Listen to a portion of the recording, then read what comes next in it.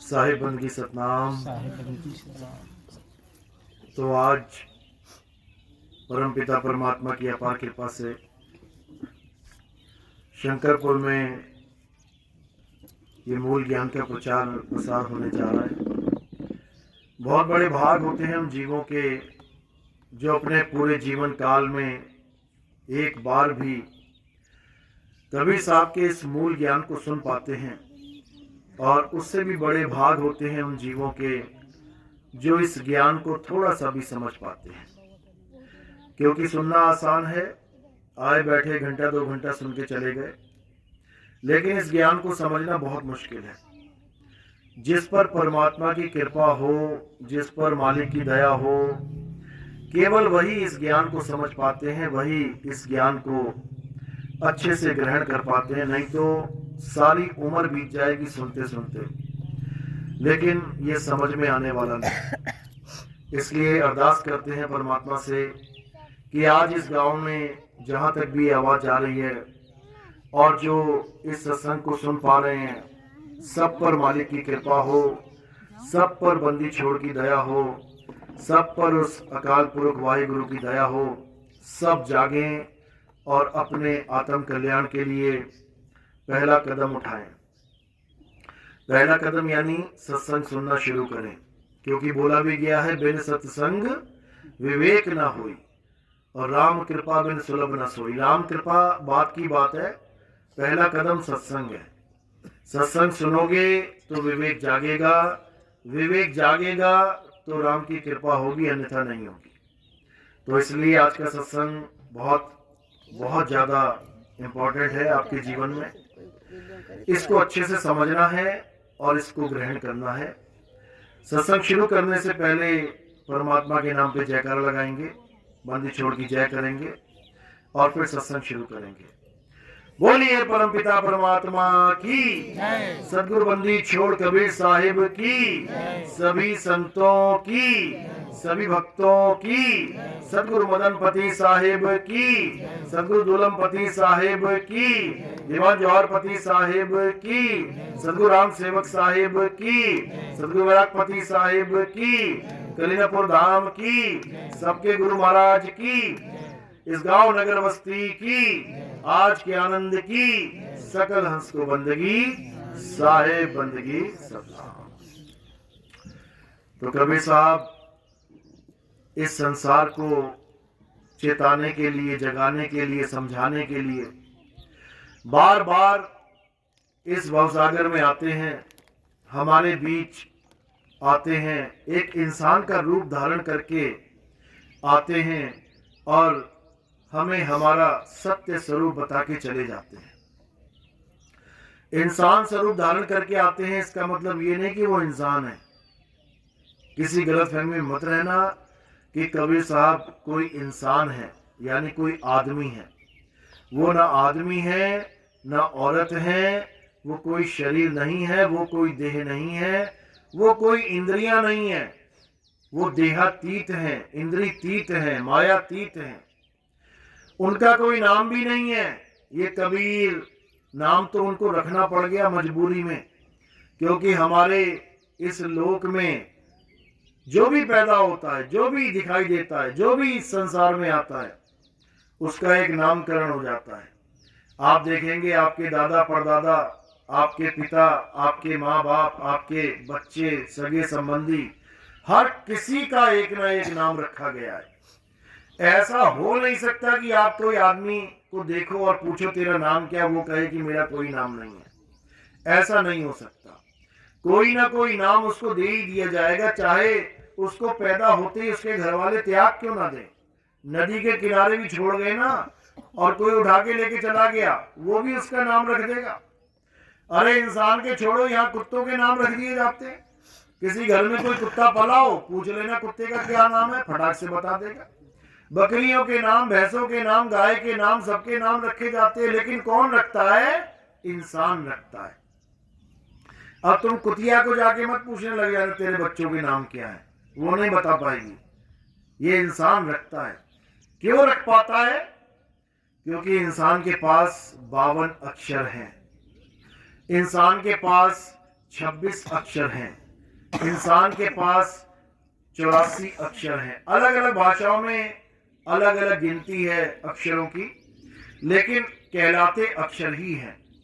अंग्रेजी भाषा के अक्षर, हिंदी भाषा के अक्षर, पंजाबी के, उर्दू के, फारसी के, जापानीज, चाइनीज, पुर्तगीज, जितने मर्जी देख लो, हर भाषा में अक्षर होते हैं। अक्षर का मतलब होता है उस भाषा की इकाई, यानी सबसे छोटा वर्ण अक्षर कहलाता है।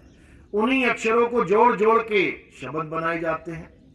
जैसे दो अक्षर हैं का, रा, दोनों को जोड़ दो बन गया कर। दो अक्षर हैं पा, ला, दोनों को जोड़ दो हो गया पल। यानी दो अक्षरों को जोड़ने पे या दो से ज्यादा अक्षरों को जोड़ने पे शब्द का निर्माण हो जाता है। अब शब्द तो बन गया, लेकिन ये वो शब्द नहीं है जिसकी महिमा कबीर साहब गाते हैं।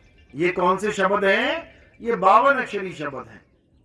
कबीर साहब कौन से शब्द की महिमा गाते हैं? वो सार शब्द की महिमा गाते हैं, इन 52 अक्षरी शब्दों की नहीं।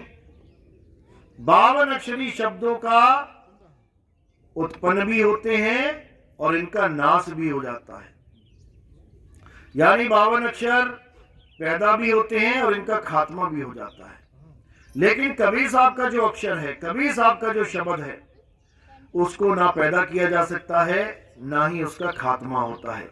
इसीलिए उसे आदि अक्षर कह देते हैं, उसे नी अक्षर कह देते हैं, उसे आदि नाम कह देते हैं, उसे नी शब्द कह देते हैं, उसे अन्य अन्य प्रकार के शब्दों से, पर्यायवाची शब्दों से उसको याद किया जा सकता है। लेकिन उसे 52 अक्षरी शब्द नहीं कह सकते, क्योंकि 52 अक्षरों का घनघोर विरोध किया कबीर साहब ने। क्या समझा रहे हैं? कह रहे हैं 52 अक्षर जीव आधारा और आदि अक्षर जीव्या से न्यारा। दोनों अक्षरों का निबेड़ा कर दिया। ज्ञानी होगा समझ जाएगा और मूर्ख होगा नहीं समझ पाएगा। ज्ञानी होगा समझ जाएगा कि जो अक्षर नाशवान है वो जीव से पैदा होते हैं। 52 अक्षर जीव आधारा, यानी जीव है तो अक्षर हैं और जीव नहीं तो अक्षर नहीं। आज जितने भी गुरु ये अक्षर देके जपवाते हैं, इनका धंधा क्यों चल रहा है? क्योंकि इनके मुंह में जुबान सलामत है। अगर इनकी जुबान में कोई लकवा मार जाए या इनकी जुबान कट जाए या कोई ऐसी बीमारी हो जाए कि ये बोलना ही भूल जाए, तो ये धंधा चौपट हो जाएगा, क्योंकि अक्षरों के द्वारा ही इनका धंधा चल रहा है।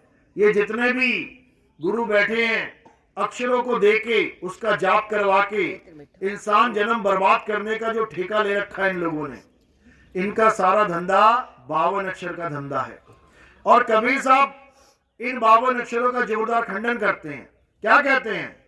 52 अक्षर जोरे आन, सक्या न अक्षर एक पहचान। कहते हैं इन 52 अक्षरों को जोड़ तोड़ के दुनिया भर के नाम बना के बैठ गया ये गुरुआ लोग। इनको गुरुआ बोला जाता है, जो तंत्र मंत्र देता है। किसी ने 2 नाम दे दिए जपने को, किसी ने 3 नाम दे दिए जपने को, किसी ने 4, 5, 6, 7, 8, 9, 10 हजारों नाम दे दिए जपने को। ये गुरुआ कहलाते हैं, गुरुआ। कबीर साहब कहते हैं गुरुआ तो घर घर फिरे और कौड़ी केर 50, अपने रूप की खबर नहीं शिष्य करण की आस। यानी ये गुरुआ घर घर फिरेंगे, ये तुम्हें मंत्र देंगे, ये तुम्हें नाम देंगे, कह देंगे 5 नाम जपो इससे तुम्हारी मुक्ति हो जाएगी, कह देंगे 7 नाम जपो इससे तुम्हारी मुक्ति हो जाएगी, कह देंगे 10 नाम जपो। 10 नामी पंथ भी चल रहे हैं, 10 नाम जपते हैं। बताओ, अरे परमात्मा एक है तो उसका नाम भी एक होना चाहिए। एक नाम से इनका पेट नहीं भरता, 5-5 नाम देके गुरुआ बने घूम रहे हैं। कबीर साहब इन तंत्र मंत्र देने वालों को गुरुआ कहते हैं और कहते हैं तंत्र मंत्र सब झूठ है, इनमें न भर में कोई, सार शब्द जाने बिना कागा हंस न होए। ये मंत्र देने वाले गुरु सावधान हो जाओ इन लोगों से, ये तुम्हारा जन्म बर्बाद कर देंगे। ये कानों में उंगलियां डलवाने वाले गुरु, ये कानों में उंगलियां डलवा के अनहद नाद सुनवाने वाले गुरु, ये आंखें बंद करवा के त्रिकुटी में ध्यान लगवाने वाले गुरु, ये इंगला पिंगला सुषमना में घुसाने वाले गुरु, ये 5 नाम, 5 क्रियाएं, 5 मंडल, इन 5 धुनों में उलझाने वाले गुरु, ये सब तुम्हारा सत्यानाश कर देंगे, ये बर्बाद कर देंगे तुम्हें। अब करना क्या है? कबीर साहब समझा रहे हैं, अरे घर घर मंत्र देत फिरत हैं, माया के अभिमाना, गुरुआ सहित शिष्य सब बूढ़े, अंत काल पछताना, साधो देखो ये जग बौराना। अब तुमने क्या करना है?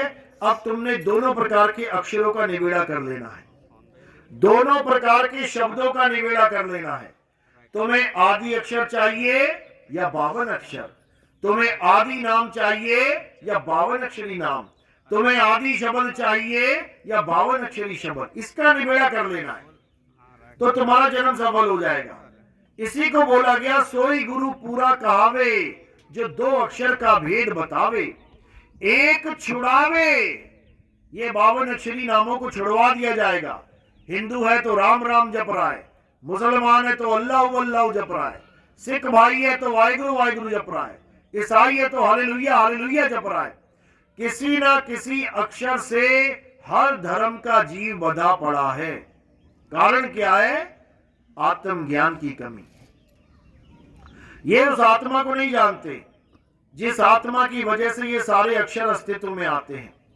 अगर कोई राम राम जप रहा है तो किसकी वजह से? आत्मा की वजह से। अगर कोई अल्लाह अल्लाह कर रहा है तो किसकी वजह से? आत्मा की वजह से। अगर कोई वाहिगुरु वाहिगुरु कर रहा है तो किसकी वजह से? आत्मा की वजह से। अगर कोई हालेलुया कर रहा है तो किसकी वजह से? आत्मा की वजह से। कोई यहोवा यहोवा गा रहा है, आत्मा की वजह से। लेकिन दुख की बात यह है कि सारे अक्षरों को तो पकड़ के बैठ गए। हिंदुओं ने राम राम पकड़ लिया, राधे राधे पकड़ लिया, ओम नमः शिवाय पकड़ लिया, ओम नमः भगवते वासुदेवाय पकड़